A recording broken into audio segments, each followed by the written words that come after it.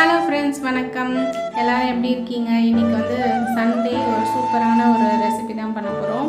காரசாரமான நாட்டுக்கோழி கிரேவி தான் பண்ண போகிறோம். அப்பா ஊர்லேருந்து நாட்டுக்கோழி கொண்டு வந்திருந்தார். அதை வச்சு தான் இன்றைக்கி இந்த ரெசிபி.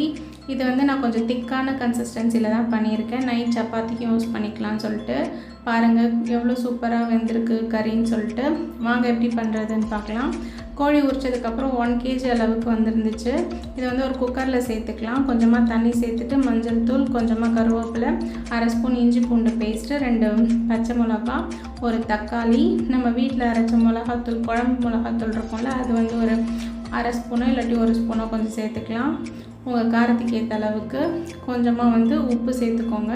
இது கூடவே வந்து மிளகு ஜீரகம் கொஞ்சம் சேர்த்துட்டு புதினா மல்லி கொஞ்சம் அந்த ஸ்மெல் வராமல் இருக்கிறதுக்காக எல்லாத்தையும் போட்டுட்டு நல்லா மிக்ஸ் பண்ணிவிட்டு ஒரு 5லேருந்து 6 விசில் விட்டு எடுத்துக்கோங்க. அது கோழியோட இதை பொறுத்து. கொஞ்சம் இலசாக இருந்துச்சுன்னா 3 விசிலே போதும். இது நல்லா ஒரு 4 விசில் விட்டு எடுத்துக்கிட்டேன்.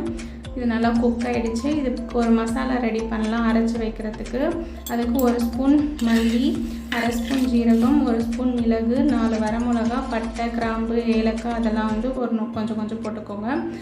அந்த கடாயில் எண்ணெய் சேர்த்துட்டு ஒரு 2 பெரிய வெங்காயம், 2 பெரிய தக்காளி இதெல்லாம் சேர்த்து வதக்கி எடுத்துக்கலாம். சின்ன வெங்காயத்தை இந்த மாதிரி நான் க்ரஷ் பண்ணி எடுத்துக்கிறதுக்காக மிக்சியில் போட்டு குறைன்னு அரைச்சி எடுத்துக்கிட்டேன்.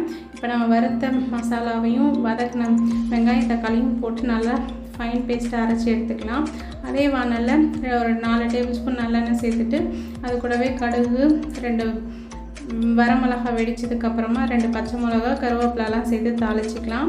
இப்போ நம்ம க்ரஷ் பண்ணி வச்சுருந்த அந்த சின்ன வெங்காயம் இருக்கு இல்லையா, அதை போட்டு நல்லா பச்சை வாசம் போகிற அளவுக்கு நல்லா வதக்கி விட்டுக்கலாம். நல்லா வதங்கிடுச்சு. இப்போ அது கூட வந்து 1 ஸ்பூன் இஞ்சி பூண்டு பேஸ்ட்டு சேர்த்துருக்கேன். இதையும் போட்டு நல்லா வதக்கிக்கலாம்.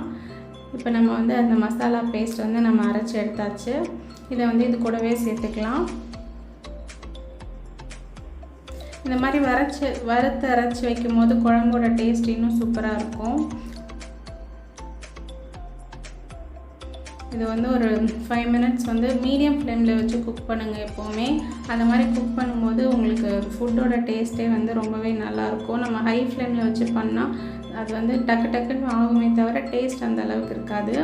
இப்போ அது கூட வந்து ஒரு 2 டேபிள் ஸ்பூன் மிளகாத்தூள், ஒரு 1/2 ஸ்பூன் கரம் மசாலா சேர்த்துருக்கேன். சேர்த்துட்டு நல்லா கிண்டி விட்டுட்டு பச்சை வாசனை போகட்டும், ஒரு 2 மினிட்ஸ் இருக்கட்டும். அதுக்கப்புறமா அது கூட 1/2 ஸ்பூன் மிளகுத்தூள் சேர்த்துட்டு நல்லா கிண்டி விட்டுட்டு இப்போ நம்ம வேக வச்ச சிக்கனை வந்து இதில் சேர்த்துக்கலாம். உங்களுக்கு தண்ணி வந்து கொஞ்சம் தண்ணியாக வேணும் அப்படின்னா நீங்கள் இன்னும் கூட தண்ணி சேர்த்துக்கலாம். நான் இன்றைக்கி கிரேவி கன்சிஸ்டன்சியில் பண்ணுறதுனால இதில் சிக்கன் வேக வச்ச தண்ணியோடு நான் விட்டுட்டேன்.